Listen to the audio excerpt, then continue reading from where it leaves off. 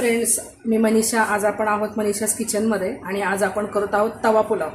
तवा पुलावला लागण्यासाठी जे साहित्य आहे ते मी आधी सांगते. 1 वाटी तांदूळ, मी बासमती तांदूळ घेतले, अख्खा बासमती.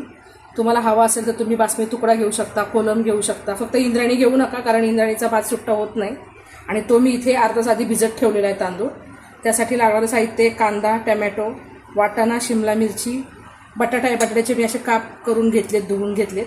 पनीर आणि भाज्या ऑप्शनल आहेत, तुम्हाला ह्यातल्या कुठल्या स्किप करायच्या असतील तर तुम्ही करू शकता. फोडणीसाठी लागणारे बटरच्या ऐवजी तुम्ही तेल किंवा तूपसुद्धा घेऊ शकता. कोथिंबीर, पावभाजी मसाला, जिरं, मीठ, लाल तिखट, हळद आणि तेल. इथे मी पाणी उकळत ठेवलं होतं. आता आपल्याला भात शिजवून घ्यायचा आहे. त्याच्यामध्ये थोडंसं तेल टाकूयात. तेल टाकल्यामुळे भात चिटकत नाही एकमेकांना. आणि मीठ आपल्याला जास्त प्रमाणात टाकायचं आहे, आणि कारण आपल्याला भात उकळून घ्यायचा आहे. जेवढं तांदूळ आहे, 1 वाटी तांदळाला मी 4 वाटी पाणी ठेवलेलं आहे.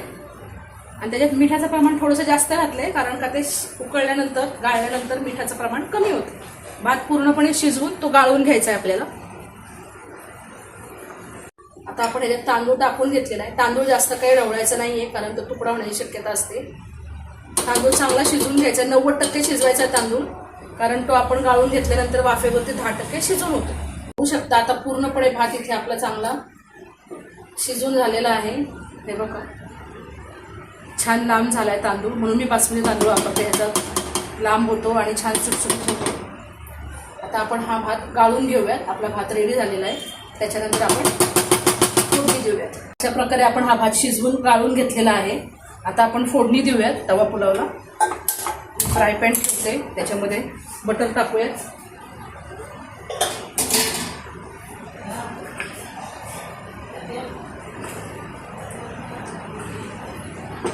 दोन चमचे बटर घेऊयात. बटरच्या ऐवजी तुम्ही तूप घेऊ शकता किंवा तेल घेऊ शकता. तूप घरचं केलेलं असतं किंवा ते बाजारात विकत मिळतं साजूक तूप, ते तुम्ही घेऊ शकता. बटर मेल्ट झालं की त्याच्यात आपल्याला फोडणी द्यायची. तर बटर मेल्ट होतंय. बटर मेल्ट झालं त्याच्यामध्ये आपण पहिलं टाकूया जिरं. जिरं चांगलं तडतडून द्यायचं आहे. जिरं काय लगेच तडतडतं. जिरं तडतडून झालं की त्याच्यामध्ये आपण टाकणार आहोत कांदा. मी एक मध्यम आकाराचा कांदा घेतलेला आहे, बारीक चिरून. कांदा चांगला तडतून घ्यायचा आहे, त्याचा कच्चापणा जाईल असा. मी मगाशी आलं लसणाची पेस्ट सांगायची विसरले होते. आता आपण ह्याच्यामध्ये 1 चमचा आलं लसणाची पेस्ट घालूया. घरी केलेली आलं लसणाची पेस्ट आहे. आलं लसणाची पेस्ट घातली की ते छान परतून घेऊया. त्याचा कच्चापणा जाईल असा. आलं लसणाचा वास येतो, त्याला कच्चापणा जाईपर्यंत आपण आलं लसूण परतून घेऊ. लसूण छान परतून झालेलं आहे. 1 मिनिटभर परतलंय, त्याचा कच्चापणा गेला आहे. त्याच्यामध्ये आपण 1 छोट्या आकाराचे टमॅटो घेतले, बारीक चिरून, ते घालूया. आणि छान परतून घ्यायचे एकसारखं. टमॅटो चांगलं शिजेपर्यंत परतून घ्यायचं. कच्चा राहतात कामा नाही टमॅटो. टमॅटो असे एक छान मिनिटभर परतून झालेले आपले, शिजले टमॅटो चांगलं. शिजून झाल्यानंतर आता आपण त्याच्यामध्ये मसाले घालूया, सुके मसाले. पहिली घालूयात आपण हळद, 1 चमचा.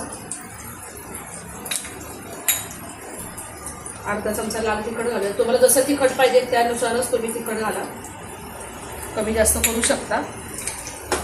ते चांगलं परतून घ्यायचं हळद आणि मसाला टाकल्यानंतर. ते परतून झालं त्याच्यामध्ये आपण आता घालूयात भाज्या. पहिला घालूयात बटाटा. 1 छोट्या आकाराचा बटाटा चिरून घेतलेला आहे, छोटे छोटे तुकडे केले. 1 शिमला मिरची घेतली, ती पण छान चिरून घेतली, छोटीच घेतली, ती 1 घालूयात. आणि ह्या दोन्ही भाज्या आपण थोड्याशा 1 मिनिटभर करतो शिजवूयात. जास्त गाळ करायचं नाही आहे, शिजवून घ्यायच्या. ते शिजून एक झाकण ठेवूयात आपण मिनिटभर त्याच्यावरती. 1 मिनिट झाला आहे, आपण बघूयात भाज्या शिजल्यात का. मला जसं वाटत असेल की भाजी खाली लागतीये किंवा करपतीये, तुम्ही 1 अर्धा चमचा किंवा 1 चमचाभर थोडंसं पाणी घातलं तरी चालेल. भाज्या पण पटकन शिजतात आणि त्याला ओलसरपणा राहतो. थोडंसं अजून शिजू दे. बटाटा त्याचा थोडासा कच्चा आहे. अजून एक अर्धा मिनिटभर आपण ठेवूयात.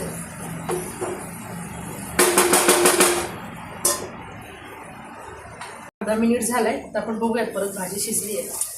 शिमला मिरची काही शिजायला वेळ लागत नाही. बटाटाही लगेच शिजून होतो. बटाटा शिजला आहे. आता आपण ह्याच्यामध्ये वाटाणा टाकूया.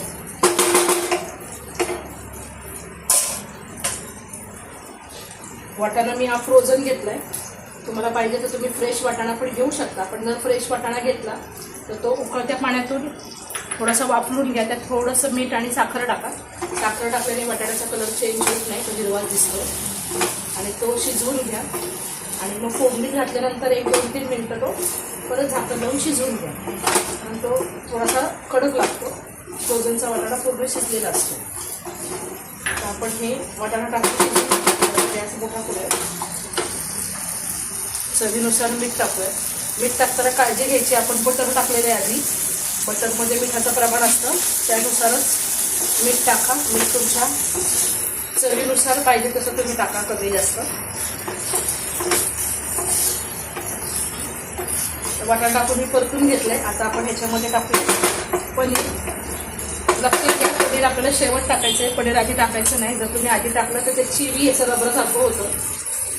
1 मिनिट अर्धा मिनिटभर आपल्याला फक्त पनीर टाकून परतून घ्यायचं. ते परतून झालं ते आपल्याला त्याच्यामध्ये भात टाकायचं. परतून आलं ह्याच्यामध्ये आपण टाकूया पावभाजी मसाला 1 चमचा.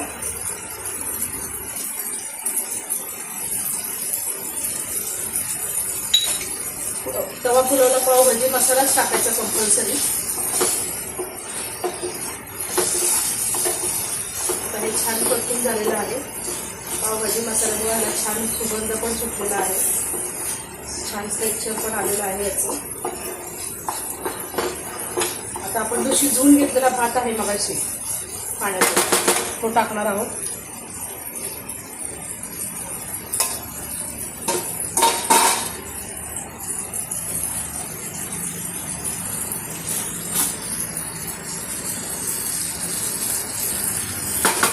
एकसारखा परतून घ्यायचा. त्या भाताला सगळीकडे मसाला लागला पाहिजे. भात मोठ्या गॅसवरच करतात, बारीक गॅस ठेवू नका. त्याला जास्त काही हलवायचं नाही जोरात, तो भात तुकडा होण्याची शक्यता असते.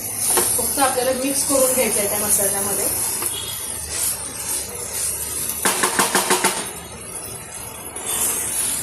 छान 1 मिनिटभर आपल्याला परतून घ्यायचा आहे हा भात. काळजी घ्या, आपण भातात आधी मीठ टाकलेलं आहे, त्याच्यामुळे मसाल्यामध्ये कमी प्रमाणातच मीठ टाकायचं. आपला हा तवा पुलाव रेडी झालेला आहे. त्याच्यावर थोडीशी कोथिंबीर टाकूया. तुम्हाला पाहिजे असेल तर तुम्ही ह्याच्यामध्ये काजूही टाकू शकता. मी आता टाकलेले नाही आहेत.